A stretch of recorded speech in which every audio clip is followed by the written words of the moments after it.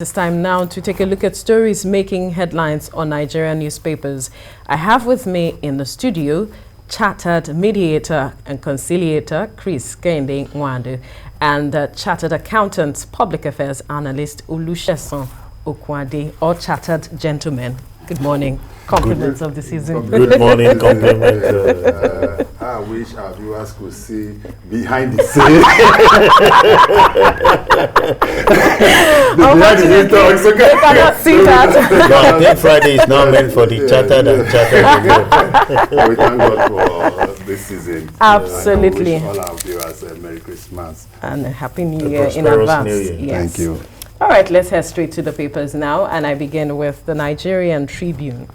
Hours before Buhari's visit, explosions rock Maiduguri, 3 killed, military battles ISWAP, Yuletide, immigration secures borders, federal government beefs up security in Abuja. All right, to the front page of this Nigerian newspaper now. Insecurity explosions kill 4 as Buhari visits Maiduguri. President tasks the military on steadfastness. Immigration alerts of terrorist attack in Abuja. Again, bandits abduct 70 on Kaduna Road.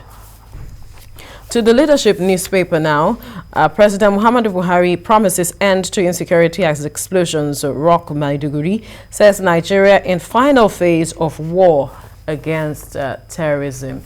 You find the details on the pages of the leadership newspaper. To the Daily Independent, we are in final phase of battle against terrorists. Buhari ISWAP insurgents bomb Maiduguri as president visits Borno. To This Day newspaper now, Buhari in Borno promises to cater for families of dead, wounded soldiers. Says with new hardware, military more prepared to flush out terrorists. To the Vanguard newspaper now, year-end services, federal government restricts religious gatherings to 50% capacity. We have over 20 million doses of COVID-19 vaccines. Federal government speaking to begin deployment of vaccines nationwide, says booster vaccines not different from first and second doses.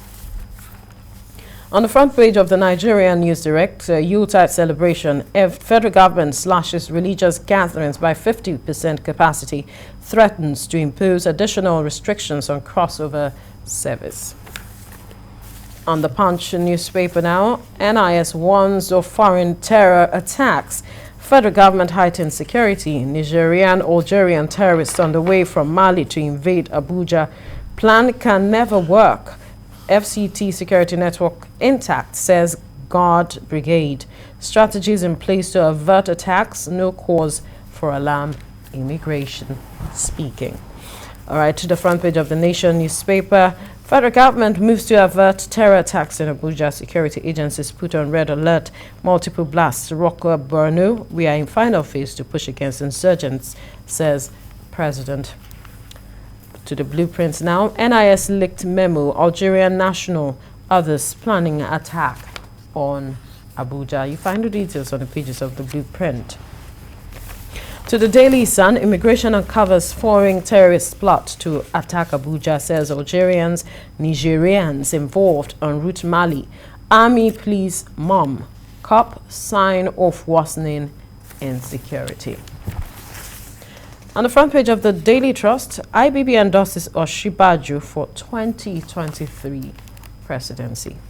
That's the details of find the details of the story on the front page of the Daily Trust. And to the Guardian newspaper, oil spills hit 40 million liters as Shell's 800 billion naira judgment upsets industry. NNPC Shell other spill worth 2.8 billion naira in months. And you find the details of all the stories on the pages of the Guardian newspaper. To the national economy, no respite for Nigeria's dwindling oil export as Shell declares force majeure. And finally, on the front page of Business Day, how inflation, exchange rate stalled real estate sector's growth. You find all of the details on the pages of the Business Day. Gentlemen, let's begin with President Muhammadu Buhari's speech in Maiduguri, where he talked about the country being the final phase of the push against insurgents and we see the whole security situation, but then the president believes that we are in the final phase to, push this insurgents back, despite 70 persons being kidnapped, although 48 were rescued. We saw some bomb attacks in multiple blasts, rather, Rock Borno, and we are saying we're in the final phase. That's the question some Nigerians are asking, if really we're in the final phase of this battle. Let me start with you, Sesan. Thank you very much, Vero. Let me start by saying this is the Yuletide period that people are supposed and expected to be full of excitement, having walked through the year. But considering the situation of our security currently, everybody is quarter-based and it's not smiling at all.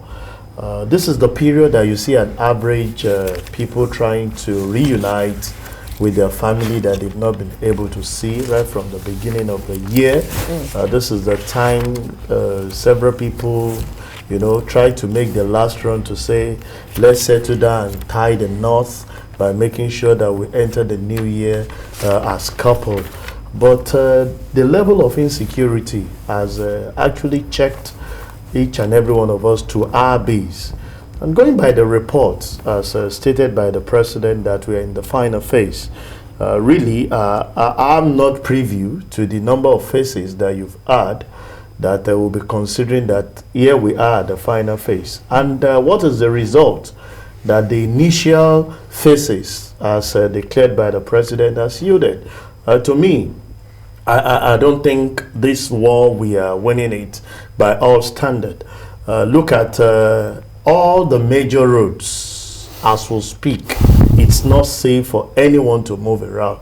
Is it in the southwest when you talk of Lagos, Ibadan, or Benin, or you want to talk of the Lokoja to Abuja, or you want to talk of the northwest area. So if the president is coming up to tell us we are at the final stage, what is the result of the initial phases that we have actually passed through? It has not been encouraging. We wake up every day. Practically in the last 8 weeks that we have been coming here every Friday, there is no weekend or Friday that we don't talk about insecurity. So what have we gotten out of it? So I think it's something that's worrisome. As a matter of fact, I don't know what to say any longer, because it's becoming a disheartening thing that you wake up every day, people that are just out there to go on their normal business just to make ends meet. And you see, when there is insecurity, it's difficult for a country to prosper,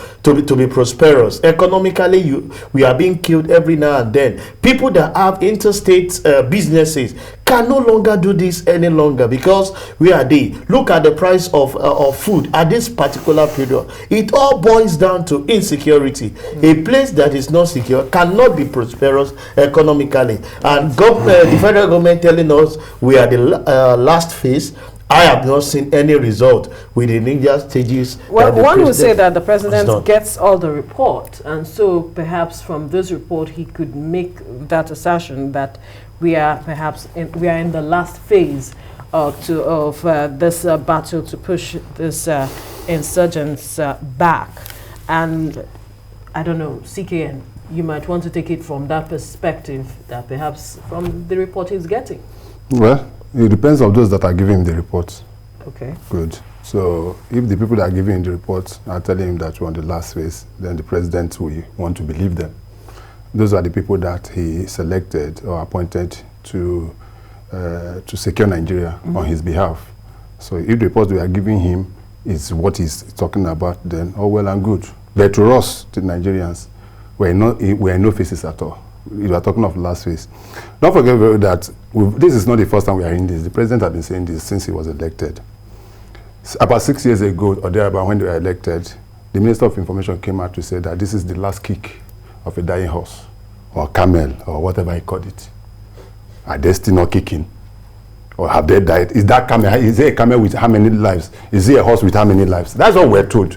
They die. That's what he said. They are at the point they say, oh no, what we're having now is just target at source spots. I'm sure you remember that language vividly. The thing we don't remember. We remember now. That is what they've been telling us. At the point, no, security is far better than what it was in 2015. I'm sure you heard that too. Where are we? Now, it's final phase. It's 24th of December, 2021. We are now in final phase. By January, what phase will we enter? No phases. They can only continue to deceive themselves. And with all due respect to the President of the Federal Republic of Nigeria, my own thinking is that the President doesn't seem to know what is happening. How is that going to be possible? I'm telling you, for him to be saying what he's saying. Because just as he was landing in Maiduguri yesterday, there were attacks and there were bombs. Apparently, I'm sure they didn't even inform the president there was a bomb yesterday, because I didn't see him talking about. Probably, I didn't hear him say anything about it. So probably when he get back to Abuja or this morning when he picked up the pages of maybe I was watching us as it is, we get to hear that there was a bomb. We talked about 70 people kidnapped along Kaduna, Abuja yesterday. We talked about 25 people that were killed, were burned to death in Sokoto. We are talking of commissioners that were kidnapped, that were killed. We are talking of so many Nigerians that on a daily basis are being killed, maimed, kidnapped by so-called terrorists, which are not, we call them bandits. And we continue to say that until the body language of the president change. Because the problem we are having presently is that nobody seems to believe that the president is doing enough to be able to curb this mess.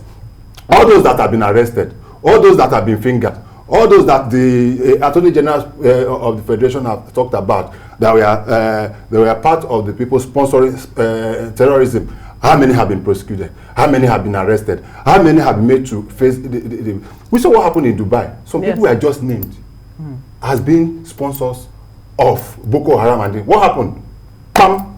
They were arrested, prosecuted, and they are calling off. Without delay. Without delay. They chop beans where they did now. As we say in local parlance. But here, what do we romance this thing? Some say that, oh, even some governors and some high-placed individuals come and say, no, these people are not this thing, but there are people that are doing this and that. And we continue. Somebody on a daily basis have been going around and saying that, no, we should negotiate with this, that we should not kill them. How many have we arrested? At the point we were told that he was invited by DSS. I'm talking of Alhaji Gumi. The man started in his place and said nobody invited him. So, the president may have, as he said, as the commander-in-chief, may have certain information that is at his disposal. But for us, the average... The reality. Well, I suppose they my village for Bowo in Imo State, now drinking palm wine with my kings and king. Chai. You see me now? Chai. You see the problem? But I can't go. Some people say, oh, you see, you're like, why don't you fly? If I fly reach over, how go reach my village? So there's a whole lot of insecurity across one another. Just what rightly said. That is affecting every aspect of our lives. On a daily basis, they kill people. The next thing you see the governors running to this governor of Kaduna State was in Asoro a few days ago. Governor of Sokoto State was in Asoro a few days ago. Autumn had been to Asoro several times. The chairman of Governors Forum, Fayemi, is always going to Asoro. All, what are they talking about? Security. And the president tells us that we are in the final wave. Which of the phases have we even executed effectively? My heart goes out to especially our security agencies. Right. Yeah. My heart goes out to those men. We must commend those young men and women. They have families. Some few weeks ago, was it last week or 2 weeks ago, we were discussing that. We said that how many, over 900 something have been killed. These are people with they have families. These gentlemen and men are doing a lot to be able to secure this country. But are we giving the necessary support? That is the problem. We said the problem was we didn't have enough. We bought all the Tucanos in the whole world. We brought it here. Nothing has changed. We said we are going to recruit more soldiers. We did. Shake it. We said we will change service chief. That is where the problem. Okay, now we change. We said the IGP is the problem. We change IGP. What has changed? Nothing has changed. Then I believe that something is fundamentally wrong. If there are some people that are fueling this and making money out of what is happening, or something is there, and that is where the president, the bulk will end up on the table of the president. He's the president. That's why we're elected in the main reason why you elect leaders is for the security of life and property. And when they fail in any form to be able to deliver on that, then they failed. The president should stop telling us his final phase, his second phase, his third phase. Are we in Magodo phase 3? They should stop telling us that. What we want is result. The president, you just tell us, this war has ended. He gave marching order to security chiefs a few days ago. Yes. And I continue to ask, I don't know whether they are marching forward or marching backward, because nothing has changed. And I continue to ask, is this the same army that our Nigerian army that goes across the world and they say peacekeeping? They go on peacekeeping and other countries just stay back and give, and they come back with so many lawyers. Is it the same police that we know, that we go to Congo, that we go to Somalia, that we go to everywhere and still come back? Is it the same army we sent to Ekomog to come and to go and stop the war in Liberia? Is it the same one we sent to Sierra Leone? Is it the same one we've sent to several other countries in the world that has delivered? There is something. Something has to change. There is something fundamental. There is something wrong somewhere. Yeah. We cannot be saying it. And I continue to say this Christmas, I wish to commend the military, our men in uniform, the policemen, the navy, the army, the air force, the civil defense, the road safety, all of them, these young women across board. It is not time to blame these young men. No, it is going beyond them, and that is the issue we should address. Are we ready to get to the root? Because you also supported a motion by the Ebusike that there is something fundamentally wrong. And if we had to place a finger on that, would you say is the aspect of prosecution, like he pointed out, that we are not seeing much of that, like we saw the UAE, sweep into, acted immediately when those names were published? Definitely that's one of it. If you don't punish certain set of people for what they have done, other people will see it as something that we can do and get away with it. She's always going to say, kill them. That's not normally. No. She's not the one I'm talking about now. No. The only way to deal with them is to just kill them. CK, you are a lawyer. I am not one. I'm a student of law. You're a student of law. Yes, and at the same time, now you are a mediator. Maybe you will strike balance between the two. But I feel, I have said it times with that number, though he has actually asked that's not the way to go. I feel it's capital punishment. We have seen a lot of repentant bandits being celebrated, being given a lot of things. And this I regard, from my little knowledge, as being informant to, because once you are in a particular line and you have been indoctrinated, see, it's not that they are giving these people lecture, they've indoctrinated them into it to say, like, these are the reason why you are fighting this war. And all of a sudden they withdrew back and said, we have repented. Is the only person that can forgive is God, not human. And that's why I feel, I've said it, and CK will say, no, that's not the route to go. If we keep having those people every day walking on the street, and the people that have been dealt with in the IDP, that as we speak, some of them are supposed to be in the farm, make certain things for themselves and enjoy themselves with their family. Do you know even the problem that this insecurity has caused? It has increased the level of our population. Because you wake up in the morning in IDP, nothing to do. You eat. You see your woman by your side. What else do you expect? So, population-wise, in that area, we are growing again. And it's creating much more problem economically. But if the likes of the student lawyer are telling us that capital punishment is not the way to go, well, I don't know how we want to address it. But for me, we must look for a way. Those sponsors, those that are have actually been nipped that they are part of this thing, I think something decisive needs to be done on them so that it will serve as deterrent to anyone. See, because we did not kill this thing from the beginning, they say a stitch in time saves 9.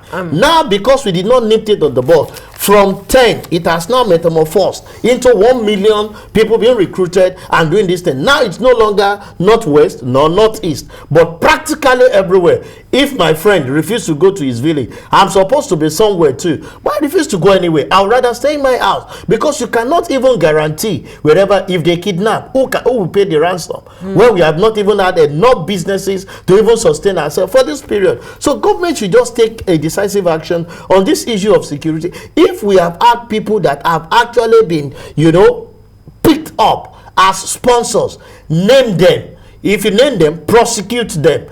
Do something. It's over 2 years that we've heard this, and the Attorney General is yet to come out with anything. So what are you saying? Other people can venture into it and they will have a free day. It's quite disheartening, and it's not a better way even to end the year. Right. I want you to react to what he said. Yes. You said it's not, capital punishment is not the way forward. Capital punishment in any part of the world has not solved any problem, even in China. And that is the fact. But the fact is that we must hold people accountable. Absolutely. That is the issue.